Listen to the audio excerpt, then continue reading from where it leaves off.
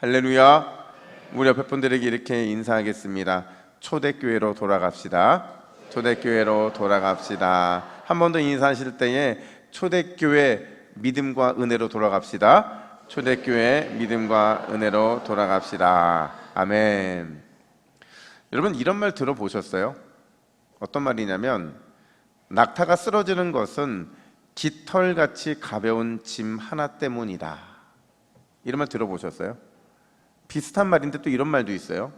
마지막 지푸라기가 낙타의 등을 부러뜨린다. 저만 아는 것 같고 여러분 모르시는 것 같아요. 여러분, 사실 이 말은 역설이죠. 왜냐하면 낙타는요 3,400kg이 나가는 짐을 지고도 이 40kg 이상을 거뜬히 갈 수 있는 동물이잖아요. 그런 낙타가 깃털같이 가벼운 작은 짐에 쓰러진다고요? 그런 강인한 낙타가 지푸라기 하나 때문에 그 강인한 허리가 부러진다고요? 이건 역설 아니고서는 설명이 되지 않는 거죠. 근데 실제로 우리의 삶에 보면 그런 일들이 종종 일어나는 경우들이 있어요. 아주 작은 짐이에요. 너무나도 사소한 깃털 하나인데 그게 낙타 같은 우리 인생을 넘어뜨릴 때가 있죠. 여러분, 우리 인생을 무너뜨리는 그 작은 짐, 그 사소한 깃털이 과연 뭘까? 이런 것들일 겁니다. 누군가의 부주의한 말 한마디, 뜻밖의 슬픈 소식 하나, 그리고 예상치 못한 누군가로부터의 배신, 이런 작은 짐, 사소한 깃털이 어떻게든 버티고 견디려던 우리를 무너뜨릴 수 있다는 거죠. 근데 이 말을 한번 역으로 생각해 보세요. 역으로 생각해 보면 우리 안에 작은 소망이 있어요. 희망이 있는 거죠. 정말 보잘것없어 보이는 너무나도 사소하고 작은 기대감이 있어요. 근데 이게요 정말 무너질 것 같은, 아니 무너져야 옳은 우리의 인생을 정말 잘 견디고 끝까지 버티게 할 수도 있는 거죠. 마가다락방에 모였던 120 문도들이 그랬던 것 같아요. 예수님의 승천 이후에 자신들이 믿고 의지했던 예수님, 그 스승이 사라졌잖아요. 그저 그들에게 두려움이 찾아옵니다. 그들에게 허전함이 찾아옵니다. 그들에게 소망 없음이 찾아와서 무너질 수밖에 없는 상황을 맞이하고 있는 거예요. 근데 그들은 절대로 무너지거나 심지어 흩어지지 않죠. 오히려 굳건히 설 이유가 그들 안에 생기게 되는데 그 이유가 뭐냐? 누가복음 24장 49절에서 승천하시기 전 예수님의 마지막 당부를 이렇게 하세요. 우리 같이 한번 읽어볼까요? 시작. 볼지어다 내가 내 아버지께서 약속하신 것을 너희에게 보내리니 너희는 위로부터 능력으로 입혀질 때까지 이 성에 머물라. 아멘. 여러분, 이 말 속에는요 한 가지 소망이 있고요 희망이 있는 거죠. 그 희망을 이루기 위한 미션이 담겨져 있어요. 이 희망 때문에, 이 미션 때문에 다락방에 있던 120 문도들이 비록 그들의 현실은 막막했고 두려웠고 소망이 없었지만 그럼에도 절대로 무너지거나 흩어지지 않고 끝까지 견뎌낼 수 있게 되더라는 거예요. 과연 그 희망이 뭐냐? 한번 따라합시다. 약속하신 위로부터 임한 성령, 바로 그거죠. 약속하신 위로부터 임한 특별한 성령의 능력과 특별한 역사, 그게 그들에게 희망이었고 그 희망 때문에 그들은 견딜 수 있더라는 거예요. 여기서 위로부터라는 것은요 이 땅에 있는 것을 말하는 게 아니에요. 하나님이 주실 수 있는 표징.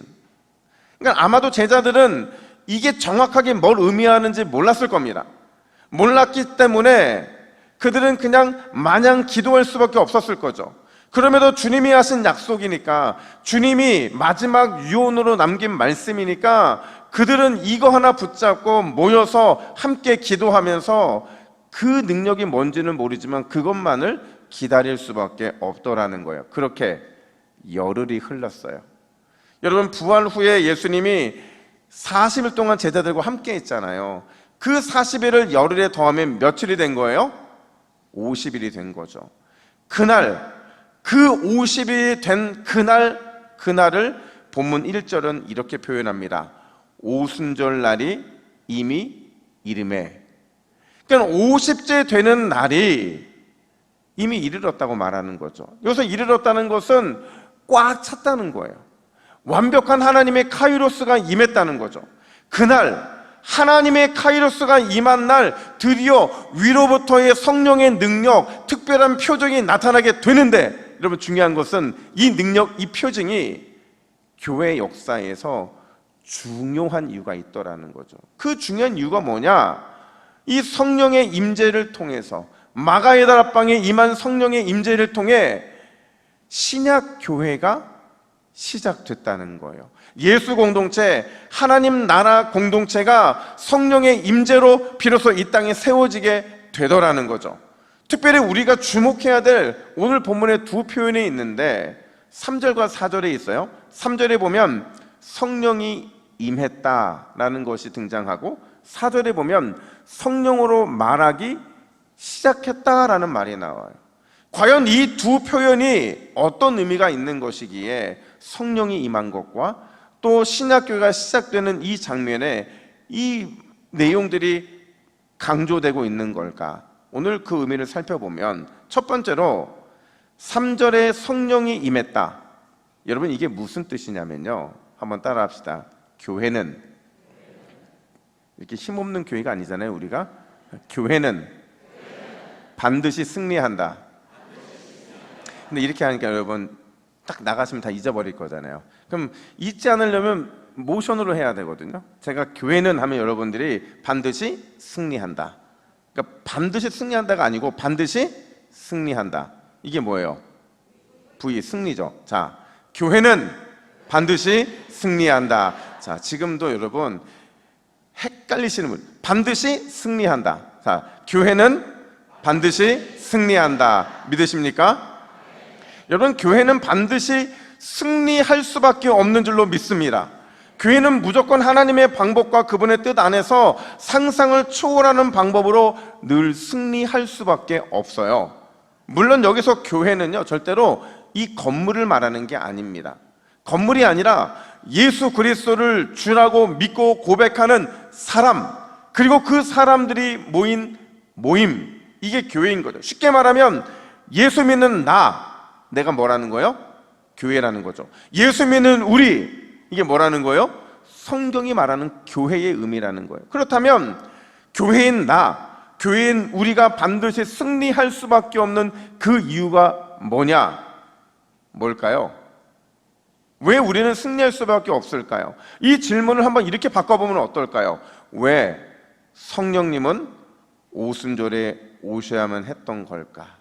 그러니까 성령님이 오순절에 오심이 우리가 승리할 수밖에 없는 이유를 설명하더라는 거죠. 여러분, 지난주에도 말씀드린 것처럼 예수님이 승천하시잖아요. 근데 성령님이 언제 오시면 훨씬 극적이고 완벽한 타이밍이 될 것처럼 느껴지죠? 예수님이 승천하실 때 같이 성령님이 오시면 정말 극적이고 완벽한 타이밍이 될 것 같은데, 근데 그러지 않더라는 거죠. 그 이후에 10일이라는 시간이 더 필요했는데 도대체 왜 그 10일이라는 시간이 더 필요할 수밖에 없었느냐? 그 이유가 뭐냐면요, 다시 1절 상반절 보니까 오순절 날이 이미 이름에 이렇게 말하거든요. 여러분, 오순절이요, 구약의 절기로는 뭔지 아세요? 구약의 절기로 뭐예요? 칠칠절이라고 들어보셨어요? 맥추절이라고 들어보셨어요? 첫 열매를 기념한 3대 절기 중에 하나, 이날 소제를 드리기 때문에, 이 첫 열매로 소제로 드리기 때문에 칠칠절 맥추절인 거죠. 근데 이게 신약에서는 뭐라고 불린다고요? 오순절이라고 불렸다는 거예요. 왜 오순절이라고 불렸느냐? 여기서 오는요, 숫자 5를 가리키는 거예요. 수는 10번째 순, 이게 합쳐져서 50번째 날의 절기인 거죠. 자, 그럼 중요한 질문, 여기서 50번째 날의 절기라고 할 때 출발, 기준, 이게 어디서부터 계산된 50번째 날일까요? 언제요? 6월절인 거죠. 6월절에서 7일 곱하기 7주 49일이 지난 다음 날, 그 날이 무슨 날이라고요? 오순절이라는 거예요. 여러분, 이게요, 지금 여러분 다 그냥 앉아서 들으시니까 그냥 뭐 단순한 계산인 것 같지만요, 사실 이 계산은요 신학적으로 굉장히 중요한 의미가 있어요. 아니, 영적으로 우리에게 너무 중요한 의미가 있는 거예요. 여러분, 예수님께서 어느 절기에 십자가 대속을 이루셨죠? 언제예요? 유월절이죠. 유월절 어린 양이신 예수님께서 친히 십자가 죽으심으로 자신의 피로 우리를 대속을 이루게 되시죠.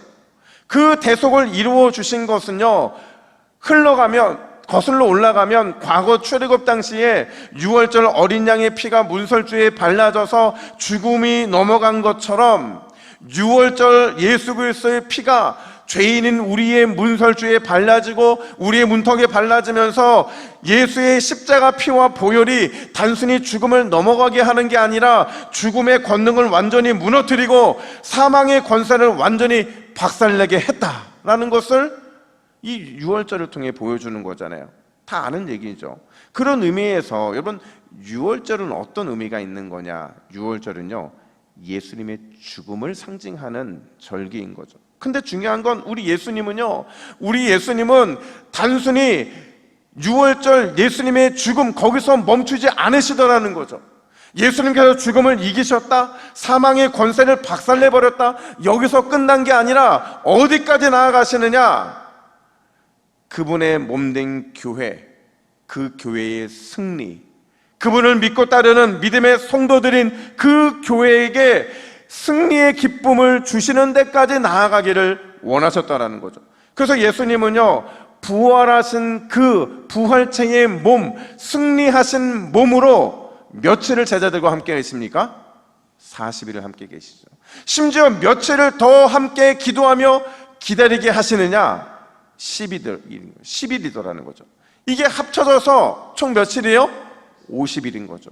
이 50일을 준비하게 하여 주셔서 교회가, 성도가 유월절 예수님의 죽으심을 넘어서 오순절 승리의 기쁨을 누리게 하기를 원하셨기 때문에 지금 오늘 본문에까지 이어지게 되더라는 거예요. 근데 문제는 여러분, 이거를 제자들이 이해했다 못했다? 이해할 수 없었던 거죠. 주님의 승리, 나의 승리가 교회의 승리로 나아갈 수 없는 상황에 있었던 거예요. 마냥 다락방에 모여서 기도만 하고 있었던 거죠. 그래서 하나님께서는 어떤 일이 일어나게 만드셨느냐? 2절부터 3절 말씀을 유심히 잘 보세요. 우리 같이 읽습니다. 시작.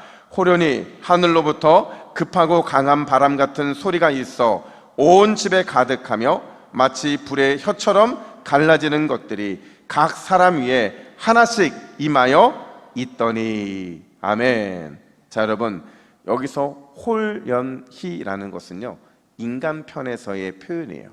그러니까 여러분, 이게 지금 제자들은 모르는 상태에서 일이 벌어졌으니까 홀연히 갑작스러운 일인 거, 깜짝 놀랄만한 일인 거예요. 근데 그 뒤에 뭐라고 수식어가 붙어 있냐면 어디로부터? 하늘로부터. 이게 붙으면서 이 모든 게 누구의 작정하심이 되는 거예요? 하나님의 작정하심이 되는 거죠. 그분의 계획 가운데 이 모든 일들이 척척척 일어나고 있더라는 거예요. 구체적으로 일어난 현상들을 보세요. 먼저 급하고 강한 바람 같은 소리가 임했다, 이렇게 말하거든요. 여러분, 이게 어떤 바람, 어떤 소리일까요? 어떤 바람, 어떤 소리예요? 상상이 되세요? 안 되죠. 왜냐하면 세상에서는 경험할 수 없는 바람이거든요. 설명이 불가능한 소리였다라는 거예요. 그 당시 마가의 다락방에는 제자들이 기도했지만 꽁꽁 잠겨있는 상태였어요. 닫혀있는 상태였던 거죠. 그 상태에서 어떤 바람이 불 수 있겠어요? 외부에서 어떤 소리가 그 안에서 발생할 수 있겠냐는 거죠. 그래서 원어에 보면 하나님의 숨결, 하나님의 호흡이라고 설명하는 거죠. 중요한 건 이 용례인데요. 여러분, 이 숨결, 이 호흡이 구약에서 여러 번 묘사가 되는데 대표적으로 두 가지만 살펴보면 창세기 2장 7절을 보면 이렇게 말합니다. 우리 같이 한번 읽어볼까요? 시작. 여호와 하나님이 땅에 흙으로 사람을 지으시고 생기를 그 코에 불어 넣으시니 사람이 생명이 된지라. 아멘. 자, 여러분, 이게요, 창조를 묘사하는 표현이다 보니까 굉장히 고상하게 되어 있는데 보세요. 흙으로 사람을 지으셨다는 것은 지금 흙덩이에 있다는 거예요. 흙덩이. 그러니까 진흙덩이가 그냥 몸으로만 변해 있는 겁니다. 이걸 뭐라고 말하냐면 시체라고 말을 하는 거예요. 죽어 있는 거죠. 근데 거기에 하나님의 호흡, 성령의 숨결이 임하자 뭐가 됐대요?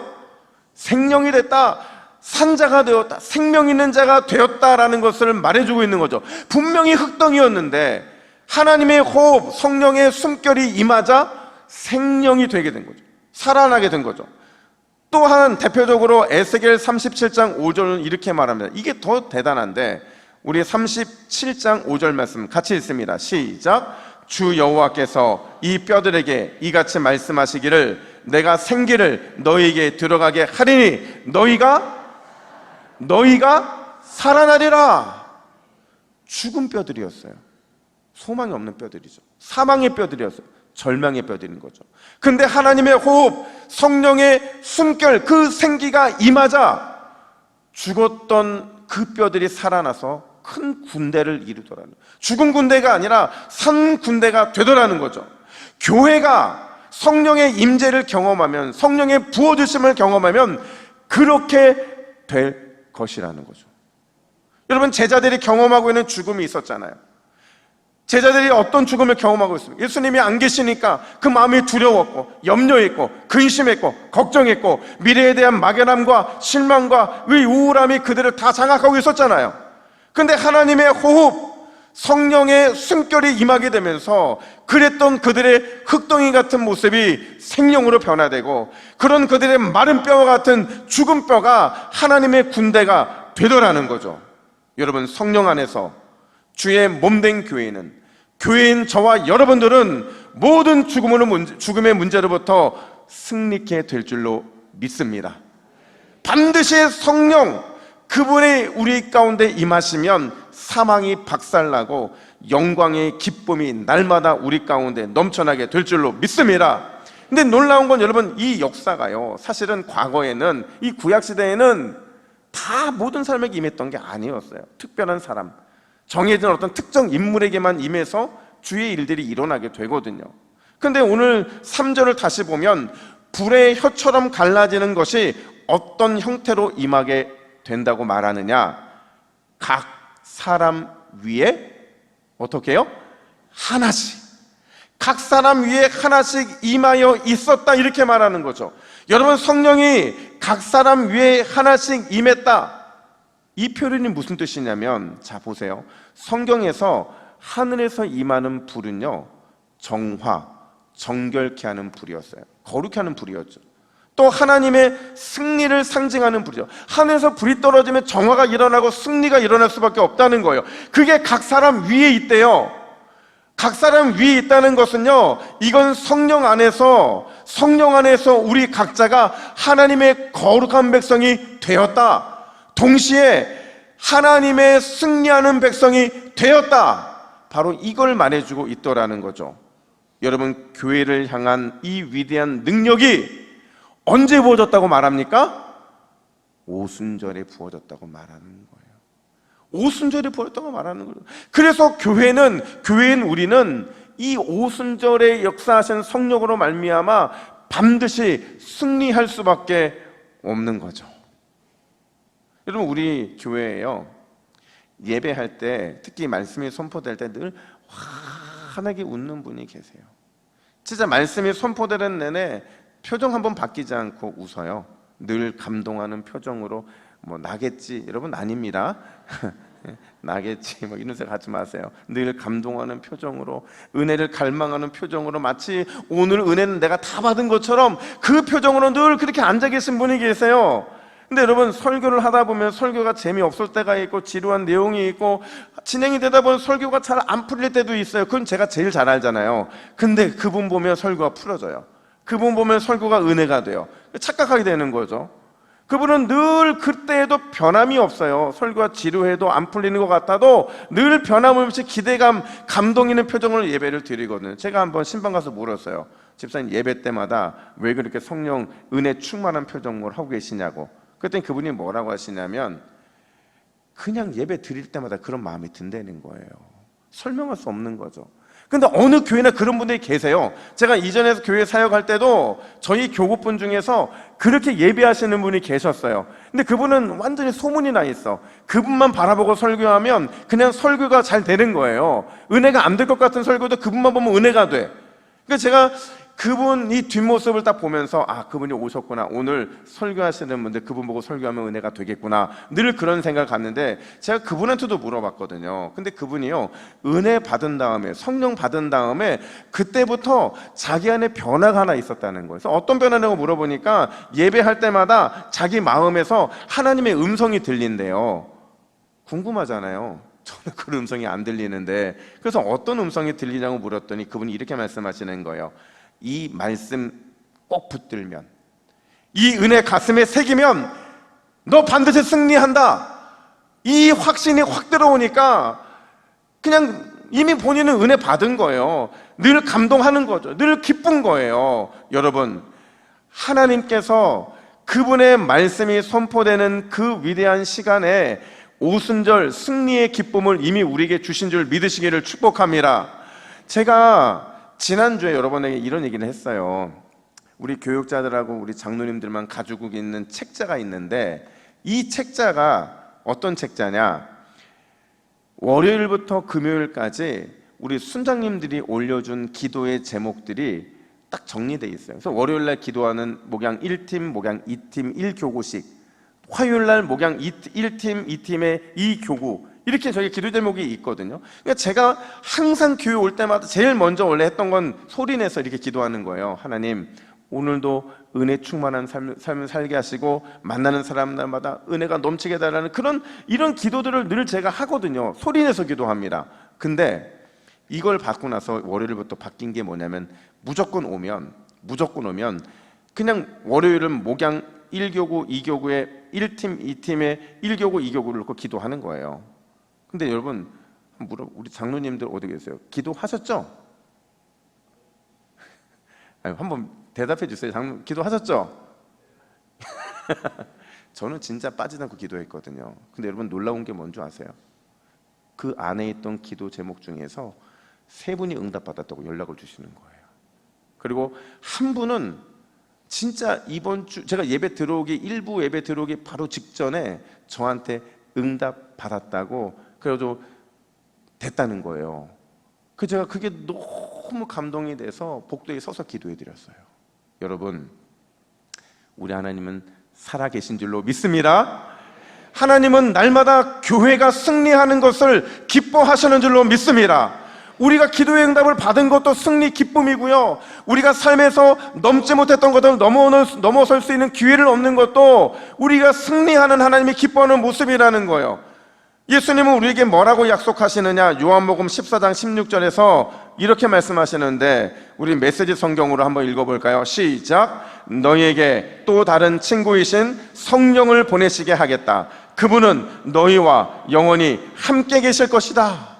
여러분, 성령이 너희와 함께 계신다는 것은요, 성령이 우리 안에 계시면 영원히 승리가 약속되어 있다라는 거예요.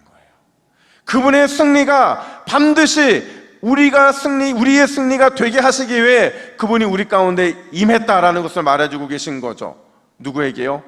예수 그리스도를 주라고 믿고 고백하는 그 사람에게, 그 사람들이 모인 교회를 향한 주님의 약속인 거죠. 여러분, 우리는 성령 안에서 오순절의 그 승리의 기쁨을 반드시 누리게 될 줄 믿으시기를 축복합니다. 옆에 분들에게 이렇게 믿음을 선포합시다. 교회는 승리합니다. 교회는 승리합니다.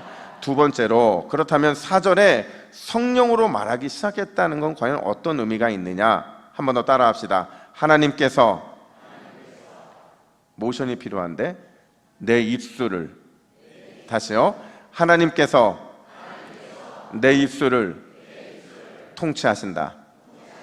여러분, 4절 말씀 보세요. 우리 4절을 같이 한번 읽습니다. 4절입니다. 시작. 그들이 다 성령의 충만함을 받고 성령이 말하게 하심을 따라 다른 언어들로 말하기를 시작하니라. 아멘.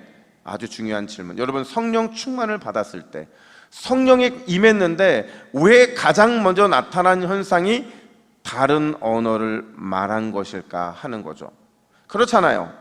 우리는 성령 충만을 받았다고 말하면 어떤 특별한 현상을 기대하죠. 병이 낫고 방언을 하고 기적과 이적이 나타나는 걸 예상하는데 왜 이런 현상들이 아니라 다른 언어를 말하게 된 걸까? 여러분, 이걸 이해하려면요, 앞에도 살펴봤던 3절 임했다라는 말을 조금 더 깊이 해석해 봐야 되는데, 여러분 3절에서 성령이 임했다라는 하여튼 이 임했다는 게요, 구약에서는 히브리어로 딘이라고 하거든요. 함께 하다라는 거 같은 의미인 거죠. 하나님은 에덴 동산에서 아담과 함께 계셨다. 이 말은 바꿔 말하면 아담에게 임하셨다라는 거예요. 범죄 이후에도 여전히 가죽옷을 덮어주심으로 함께 하셨다. 하나님이 임하셨다라는 거예요. 그 의미인 거죠. 그런데 이 함께 하겠다라는 선언이 취소되는 사건이 발생하는데 창세기 6장 3절을 보세요. 이렇게 말하죠. 나의 영이 영원히 사람과 뭐하지 아니하리니? 함께하지 아니하리니. 죄 때문인 거죠. 죄가 관영됐기 때문에 결국 함께하지 않기로, 임하지 않기로 결정하신 거죠. 여기에 완전히 종지부를 찍은 사건이 발생하는데 창세기 11장에 보면 인류가 뭘 쌓습니까? 바벨탑을 쌓죠. 왜 쌓았을까요? 바벨탑을 쌓아야 앞으로 홍수가 와도 심판받지 않거든요. 내 마음대로 살고 싶은데, 그냥 죄를 즐기며 살고 싶은데 앞선 홍수가 자기들을 두렵게 했기 때문에 이 바벨탑을 쌓아서 피하고자 했던 거예요. 그러자 아예 인간의 언어를 바벨해버리시죠. 바벨이라는 것은 혼잡겠다는 거거든요. 그들이 흩어버리시는 거예요. 그러니까 관심을 완전히 끄고 그들에게 등 돌려버리시는, 임하지 않으시는 그 모습으로 나타나게 된 거죠. 근데 놀라운 건 성령께서 오늘 마가의 오순절 마가의 다락방에 임하셔서 바벨 언어의 이 혼잡에 개입하신 거죠. 개입하셔서는 구속의 역사의 방향에 대역전을 일으키시게 되는데, 그 관점으로 4절을 의역해보면 이렇습니다. 그들이 성령의 개입하심으로 성령 충만을 받아 흩어진 언어가 회복됐다. 이 말이 무슨 말이냐면 하나님의 통치가, 하나님의 임하심이 성령을 통해 다시 시작되었다라는 거예요. 함께하지 않겠다라는 저주를 하나님이 철회하신 거죠. 특별히 그러면서 두 가지 면에서 이 말의 회복을 일으켜 주시는데, 하나는 성령께서 우리의 혀, 우리의 입술, 우리의 언어를 다스리시겠다는 거예요. 여러분, 성령의 지배를 받는 사람과 그렇지 못한 삶에 가장 큰 차이가 있어요. 여러분, 성령의 지배를 받는다는 게 내가 받고 있다고 주장해서 되는 게 아니에요. 내가 받고 있다고 나는 착각할 수 있지만 받고 있지 않은 경우가 있는 거죠. 그러면 성령의 지배를 받는 사람과 그렇지 못한 사람의 가장 큰 차이가 뭐냐? 오늘 본문을 보면 말과 입술이라는 거죠. 어떤 말과 어떤 입술을 가졌느냐가 성령의 지배를 받고 있느냐, 세상의 지배를 받고 있느냐를 완전히 나누어 버린다는 거죠. 또 하나가 있어요. 이건 좀 적극적인 의미인데, 성령께서 우리의 입술을 복음 선포 도구로 사용하시겠다는 거예요. 여러분, 저와 여러분들에게는 이미 말의 권세가 있는 줄 믿으시기를 축복합니다. 말의 권세가 있을 수밖에 없는 게요, 누가 주셨기 때문에 그래요? 하나님이 그분을 닮은, 그분의 형상을 닮은 우리에게 말의 권세를 주셨기 때문에 그렇죠. 여러분, 하나님의 말의 권세가 얼마나 대단한지 생각해 보세요. 그분은요, 세상을 창조하실 때 뭘로 창조하셨어요? 말씀으로 창조하셨죠. 지금도 여전히 만물을 다스리고 통제하시는 건 뭘로 하세요? 말씀으로 하시는 거예요. 세상을 말씀으로 창조하시고 다스렸던 그분이 자기의 자녀들인 우리에게 당연히 말의 권세를 주셨고, 우리의 말에는 능력이 있을 수밖에 없는 거죠. 그렇다면 여러분, 저와 여러분들은 어떤 말 하고 살아가겠습니까? 어떤 말이 여러분들의 삶을 지배하고 있냐는 거죠. 여러분, 우리 하나님은요, 우리의 불타는 혀의 능력을 통해 복음을 선포하고 서로 사랑하고 섬기는 능력 나타나기를 원하시는 줄 믿으시기를 축복합니다. 그래서 오늘 본문 11절 12절에 보면요, 믿는 자 입에서 쏟아지는 방언, 그러니까 성령이 임했을 때 그들의 입술이 어떻게 어떤 반응을 일으키게 만드는지를 이렇게 설명하는데, 우리 11절 12절을 함께 읽습니다. 시작. 우리가 다 우리의 각 언어로 하나님의 큰 일을 말함을 듣는도다 하고 다 놀라며 당황하며 서로 이르되 이 어찌된 일이냐 하며. 아멘. 자, 여러분, 지금 그 수많은 사람들이 마가의 다락방, 꽁꽁 닫혀있는 마가의 다락방에서 막 울려 퍼지는 그 바람 같은 강한 소리를 듣고 동시에 지금 120 문도들이 입에서 나오고 있는 말들을 듣고 있는 거예요. 듣다 보니까 각 언어인데 주제는 공통적으로 하나더라는 거죠. 목적은 하나더라는 거. 그게 뭐냐면 하나님의 큰 일. 그냥 말이 아니고, 그냥 세상이 알 수 없는 말이 아니고, 하나님의 큰 일을 깨닫게 만드는 언어들이 쏟아지게 되더라는 거죠. 이 언어들이 바로 거룩한 소음이었다는 거예요. 이 소음이 온 예루살렘을 다 휘감았고, 그러니까 이 소음, 그들의 찬양과 축복과 서로를 세우는 생명의 언어들, 복음을 전하는 능력들이 거룩한 소리가 되어서 성령으로 불타는 그들의 혀의 능력으로 나타나게 되더라는 거죠. 여러분, 우리 동부교회도 그 은혜 안에 있는 줄 믿으시기를 축복합니다. 제가 왜 이걸 확신하냐면, 여러분들은 그냥 교회 즐거운 마음으로 오셨다가 가시면 되지만, 저는 여러분들이 교회 와서 어떻게 지내시는지가 너무 궁금한 거예요. 그러면 저희가 밥 먹으러 갈 때도 밥 먹고 나서도 돌아다녀 보잖아요. 돌아다니면 여러분 뭐 하는 줄 아세요? 저는 너무 신기한 게, 머리 백발의 할머니, 머리 백발의 할아버지들이요, 순장님들을 중심으로 옹기종기 앉아가지고 정말 진지하고 정말 간절한 은혜를 사모하는 모습으로, 진정으로 은혜를 사모하는 모습으로 그렇게 다락방을 하더라고요. 그렇게 모여서 말씀이 나눠지고, 그렇게 모여서 서로를 위해 기도하고 축복하고, 그 모습을 보면서 저는 하나님의 큰 일이 이미 우리 교회 안에 들리기 시작했다. 다시요, 아멘의 찬스를 잃어버리신 분들은 다시 기억하세요. 저는 그런 모습들을 보면서 하나님의 큰 일이 이미 우리 동부교회 안에 이루어지고 있다. 여러분, 우리가 모여서 정치 얘기하면 뭐 하겠어요? 물가 오른 얘기하면 뭐 하겠어요? 내가 뭐 샀다고 자랑하면 뭐 하겠냐는 거죠. 아무 쓸모 없어요. 근데 하나님께서 우리가 소그룹으로 모여서 은혜를 나누고 말씀 앞에 옹기종기 앉아서 그 말씀에 뭐 하나 은혜라도 더 얻고자 몸부림치면, 그 거룩한 몸부림, 거룩한 소음, 거룩한 소리를 통해서 우리가 성령의 충만함 안에 있음을 증명하고 계신 줄을 믿으시기를 축복합니다. 이런 이야기를 들은 적이 있어요.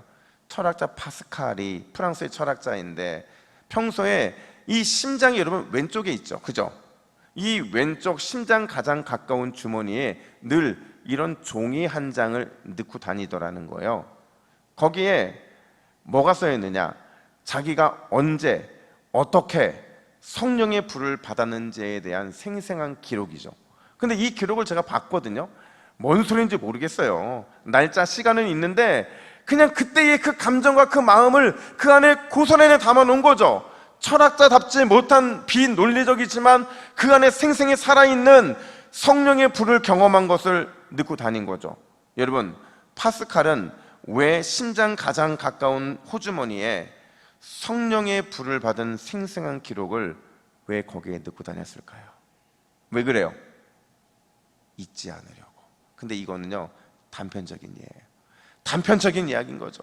잊지 않기 위함도 있겠지만 더 중요한 것은, 여러분, 성령 충만을 받는 것은 그게 끝이 아니라는 거예요.